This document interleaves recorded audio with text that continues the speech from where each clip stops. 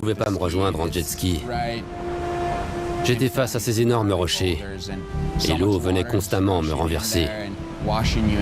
J'ai juste eu 5 secondes pour me demander si je gardais ma planche et mon leash ou si je devais les abandonner. Je savais pas quoi faire. La vache! J'ai enlevé mon leash et j'ai nagé sous quelques vagues pour sortir de la zone.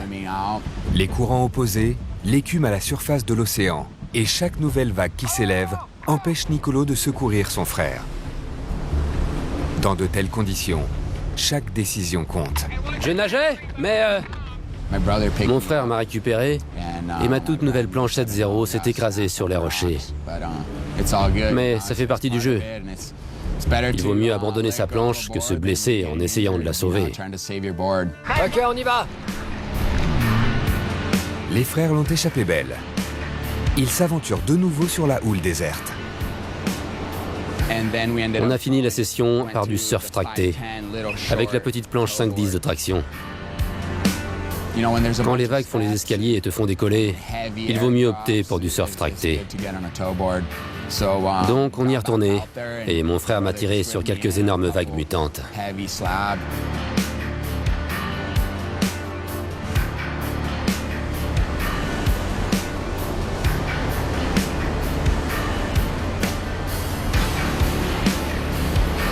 La session ne fait que commencer, et ce n'est pas la perte d'une planche qui va arrêter Francisco.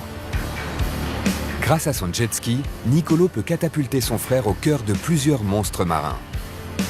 Le surf tracté permet en effet une entrée plus facile du surfeur sur la vague, à une vitesse optimale. Je n'avais jamais pu faire du surf tracté dans ce spot, donc c'était une bonne expérience. J'avais vraiment hâte de tester ça. J'ai pris 2 vagues 100 et ensuite, je suis passé au surf tracté. Il y a eu de jolis décollages. Surfer seul est une belle expérience, plus adaptée au surf de petites vagues. Lorsque les vagues sont intimidantes, pouvoir compter sur son frère comme agent de sécurité est un sacré gage de confiance. Quand j'étais dans la vague avec ma planche 7.0, c'était vraiment chaud.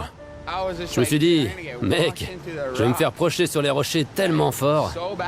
En mode, prends le leash, moi je me barre de là. C'est un sacré défi de conduire le jet ski dans ces eaux. J'ai pas le droit à l'erreur.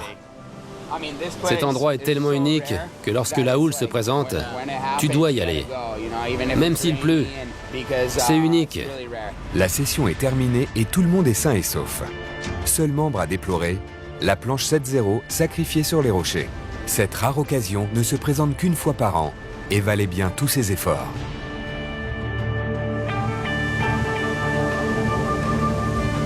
De retour chez lui, Francisco prépare sa valise pour la houle de Californie du Nord. La saison à Hawaï était incroyable, mais je n'ai pas goûté à la houle de Mavericks. On va suivre la vague de Hawaï jusqu'à Mavericks, et peut-être même Todos Santos si ça se présente bien. Dans la communauté du surf de gros, les surfeurs redoutent la fin de l'hiver. J'ai une 10-2 et une 9-6. Je vais aussi prendre cette 8-10. Francisco veut profiter de l'hiver aussi longtemps que possible. Je pense qu'on va prendre des vagues de 4 à 6 mètres en taille hawaïenne. Donc ça fait des vagues entre 9 et 12 mètres. Avec un peu de chance, on aura de jolies courbes, de belles descentes et on va gérer. Ok, on est prêt? Direction Mavericks. Le Pacifique Nord se calme et Francisco s'envole pour la Californie à San Francisco dans l'espoir de voir la vague légendaire de Mavericks se briser. Il a raté la dernière houle de Mavericks, mais il risque fortement de rater une belle série à PAI.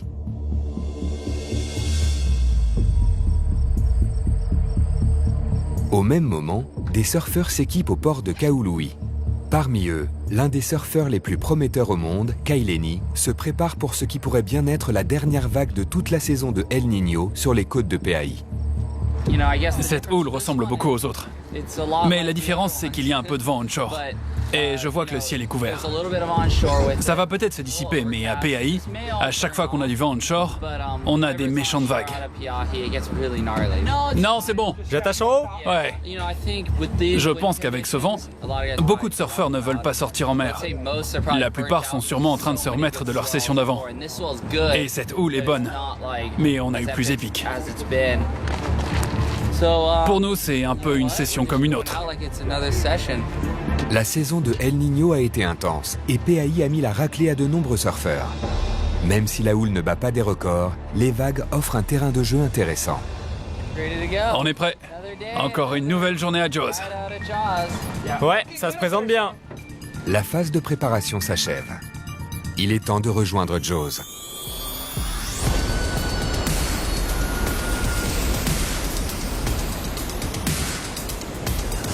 Si l'on fait un point sur cette saison de grosses vagues, peu de surfeurs peuvent rendre compte de la quantité de vagues au compteur de Kai Lenny.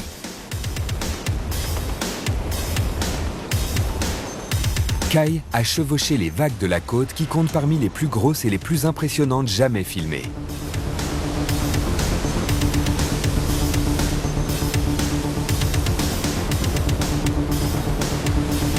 Né à Maui, Kai Lenny a côtoyé l'océan dès son plus jeune âge. Ses parents adoraient l'océan et Kai a grandi sur les côtes nord riches en grosses vagues.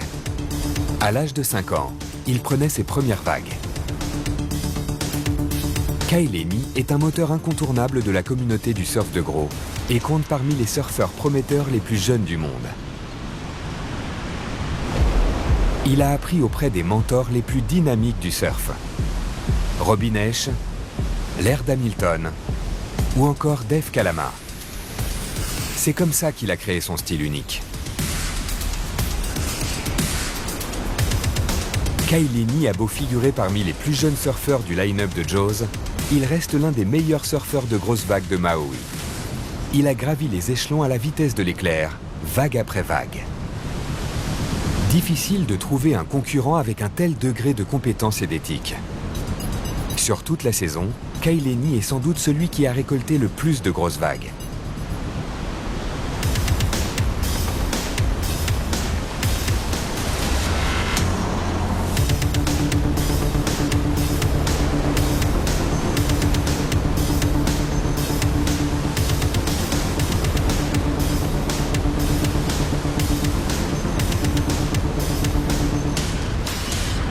Kai Lenny est né avec de l'eau salée dans le sang.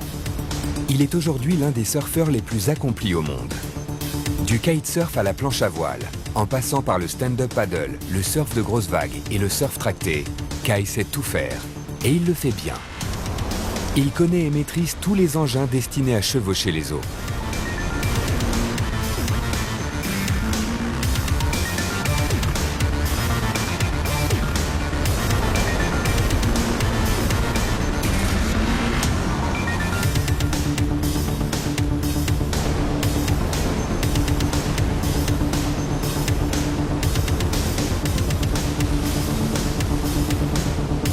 Malgré le succès qui couronne sa jeune carrière, Kai Lenny reste humble et exprime sa gratitude, qu'il soit sur les eaux ou sur la terre.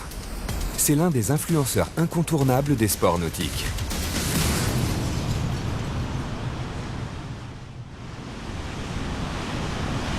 Kai Lenny et son équipe de PAI se dirigent vers Jaws. On suit le bateau? Ouais. Ok, on fait la course.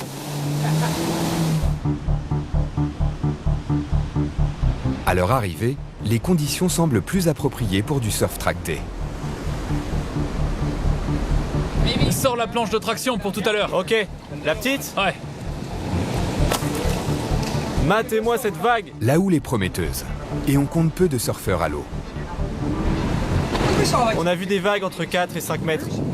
Curtis Chonky, le fondateur de l'équipe de sécurité locale Skull Base, est lui aussi sur les lieux. Franchement, la vague a une belle forme. Le jet ski s'élance et entraîne Kai au cœur de sa première vague de la journée.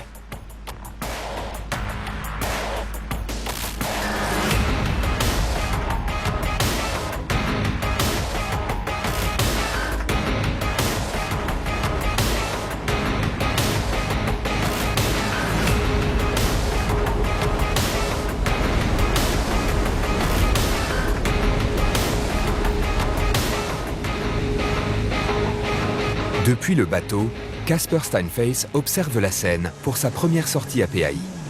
Ma première impression à Jaws, c'est que j'ai la chair de poule. Et j'ai beaucoup surfé partout dans le monde, mais J'ai jamais vu de vague aussi grande et aussi profonde. Je regarde Kay Lenny se faire tracter dans les vagues et j'ai jamais vu quelqu'un d'aussi doué dans l'eau. Difficile de ne pas être inspiré en voyant Kay Lenny prendre une vague. C'est incroyable. L'équipe rejoint Kay Lenny pour la prochaine série. Tout est parfaitement calculé et Kay descend une vague encore plus gigantesque.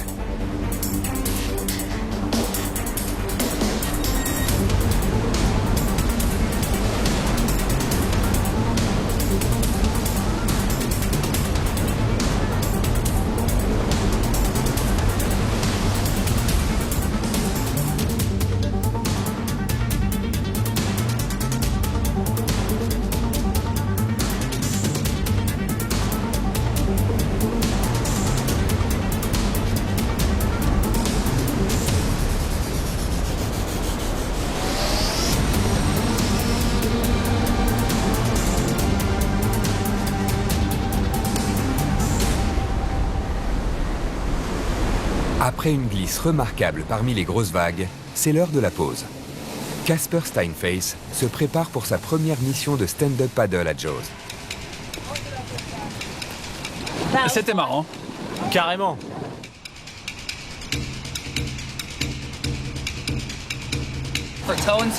C'est super parce que tu peux te donner à fond. Les fois d'avant, je sortais à Jaws 3 ou 4 fois par an pendant l'hiver. Et maintenant, je peux même pas vous dire combien de fois j'ai surfé ici. Peut-être 20 fois cet hiver. J'ai vraiment passé des moments de fou. Et je me disais toujours, ils sont où les autres surfeurs? Qu'est-ce qu'ils font? Pourquoi ils sont pas là à profiter? Même les jours où il fait moche à PAI, c'est quand même épique. Allez Casper, c'est parti. T'es chaud? Allez. Fais attention!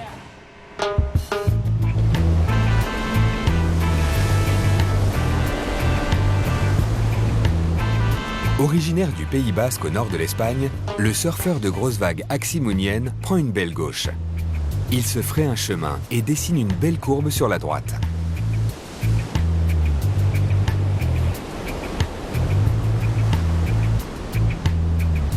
Axi ralentit sur la vague et trace une belle trajectoire avec un cutback. Les habitués du lieu, DK et Sean Walsh, se relaient au surf tracté. Les frères jumeaux travaillent en duo à Jaws et dirigent l'équipe de sécurité la plus importante dans le milieu. Lorsque les surfeurs se font rares sur le line-up, les frères s'offrent quelques vagues, en véritables maîtres de la houle. DK Walsh rejoint son frère. Sean termine sur une vague, qui semble être la plus grosse de la session.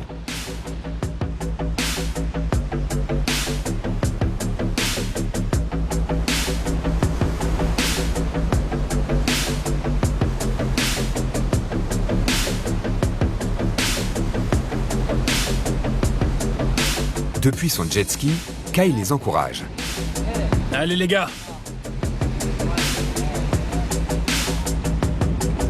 Kay a repris des forces et sort maintenant sa planche pour une session de stand-up paddle. Là, je sors ma stand-up paddle et je vais essayer de ramer le plus possible. L'océan est assez instable, donc la pagaie va m'aider. Je vais pouvoir travailler le line-up et avec un peu de chance, prendre quelques vagues. Ok.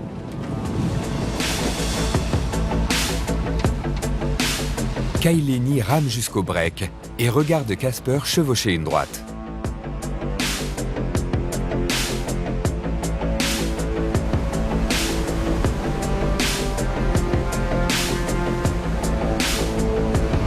Peu après, Kay prend lui aussi une droite.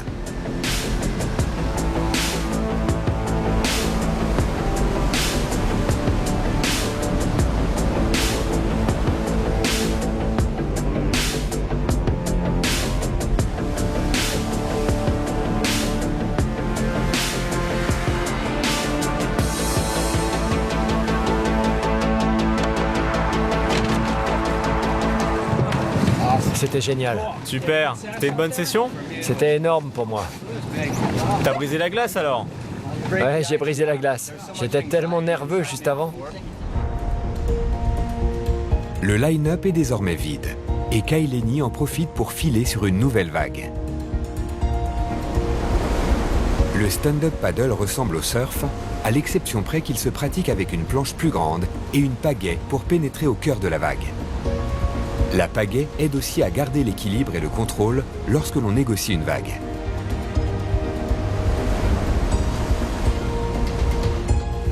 Le fait d'observer, ça permet d'avoir un autre point de vue.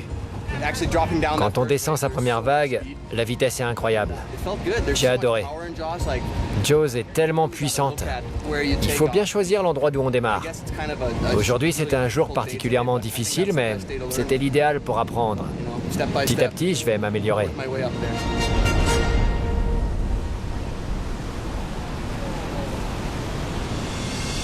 Kai se fait emporter par une vague et il est dangereusement projeté vers les rochers. Une fois remonté à la surface, il n'a que peu de temps avant de manquer d'air ou d'être pulvérisé contre la falaise. Les jet skis sont en route pour le secourir, mais la prochaine vague déferle déjà. Kai se maintient à la surface et s'accroche à l'un des jet skis, mais il n'est pas sorti d'affaire.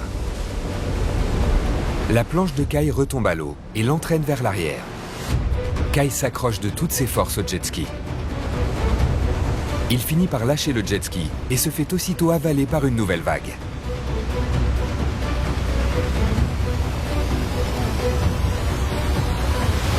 La puissance des vagues est incroyable. Kai est frappé par une troisième vague, tandis que les jet skis l'encerclent et attendent. Les rochers se rapprochent dangereusement. Épuisé et lessivé, Kai tient le coup pour ce qui pourrait bien être sa dernière chance de sortir de la zone d'impact.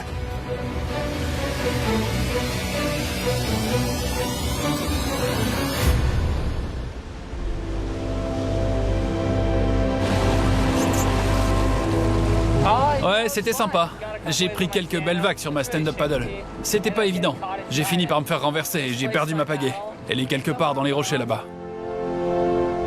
Je l'ai cherchée partout, mais impossible de la retrouver malheureusement. C'est pas grave. Je vais reprendre mes esprits et voir ce que je fais. Après avoir secouru Kai, Curtis revient sur cette journée particulièrement dangereuse. On aurait dit une machine à laver. C'est encore pire que les grosses vagues. Kai a retrouvé ses esprits et sa force. Il retourne à l'eau avec sa planche à traction. La météo est à la tempête et les vagues semblent déferler de partout. Kai utilise la météo peu clémente pour passer de vague en vague, en une seule trajectoire. C'est une performance rare.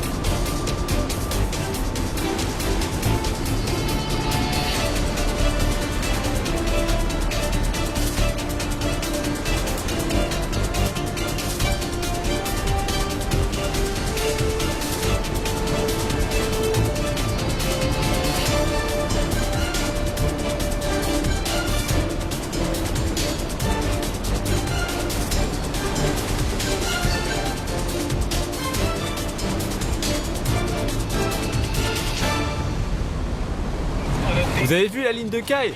C'est dingue. À la fin, il a déchiré la vague. C'était marrant. Ça avait l'air. C'était trop cool. Franchement, c'était super. On est les seuls à l'eau, les gars de Maui. Et on s'amuse. C'est épique, comme je dis souvent.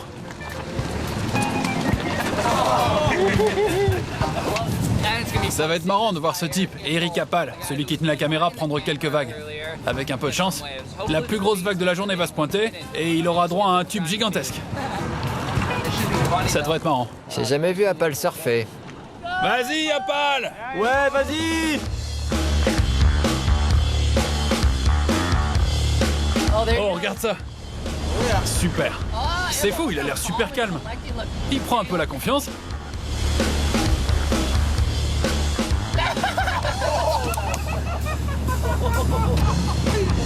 Comme il prend la confiance! Sérieux, il s'y croit là. Il s'est pris pour John Florence, mais la vague lui a remis les idées en place. Apple connaît son heure de gloire, mais il subit aussi quelques belles chutes. C'était un tube de fou. Il s'est fait avaler violemment. Il a heurté des rochers? Sa planche était trop à plat. Il faut la soulever pendant la glisse. Loin de se décourager, Eric Apple charge une nouvelle vague. Je vais aller le sauver.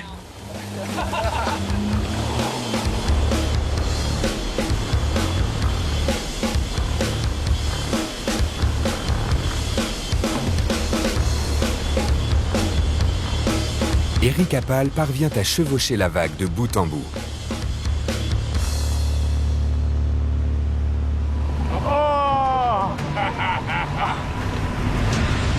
Maintenant, on va certainement tout nettoyer et ranger. Et se reposer en attendant la prochaine houle.